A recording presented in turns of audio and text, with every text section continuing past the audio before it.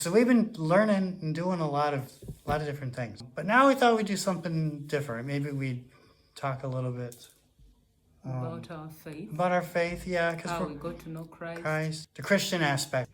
For some people, it's always like a big thing, like, that day you get saved and you're hit by, I don't know, like the conversion. The conversion is dramatic. Story is very dramatic. Yeah. So, but for me, it was a process. I think when I grew up from a Christian home, like we were always told, like, you shouldn't do this. Hellfire was the message, like you're going to burn in hell. Sunday school. Along the way, people always came for crusade, like they came from the city, brought crusade in the village. So we would go every time we would get born again, we get saved. So the next time you go and fight, you say you have lost your salvation or you backslidden. So you had to get saved again. I started getting so much stressed, like, God, how am I going to, get saved and be saved? I used to read. My mom was a literature teacher, so she would bring for me books to read. There was something that I read that told me that you can never lose your salvation. Once you give your life to Christ, that is it. You're under the grace. You may fall, you may, but you can never lose your salvation. That was something that liberated me. I just decided from 13 years old, I am born again. No more, going back and forth, getting saved, falling, getting saved. And from the time I was 13, I knew I was born again. Doesn't mean it was a smooth. From that, I never fought or did anything or insulted anyone. But I knew in my heart that is by the grace. And that is my story. Huh. My story is similar, and yet it's different. So I'm getting near the end of high school.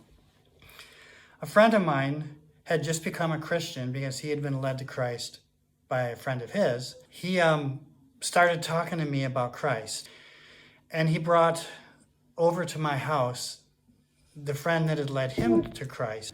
The first thing that my friend's friend asked me was, if you were to die right now, are you 100% sure that you would go to heaven? And I said, I know I wouldn't.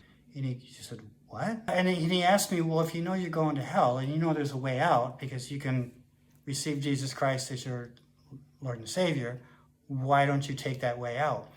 And my response to him was, because I like my sin and I don't want to give it up.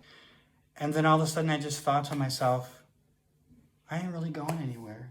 My life's not going anywhere. It doesn't really have any meaning. And I went and I took the pamphlet or this tract, whatever you want to call it. It was like paper with the gospel written on it that my friend had given to me. And I said the prayer, and it wasn't like lightning struck or anything, but that was kind of the turning point for my life. I didn't have to do anything. All I said was, Jesus, I'm a sinner. I need you. I need your forgiveness. And sometimes we get all this backwards, and that's what the gospel is. The gospel is not about us trying to approach God. The gospel is about God's already done it all. Christ has already done it all on the cross. And we just have to embrace that by faith, and then God begins the transformation. But this is the basis of our lives. So, thank you. And we'll just end this by saying goodbye, and we'll come back later for another video on some more things about maybe ourselves. Bye. Bobby and Sharon saying bye for now.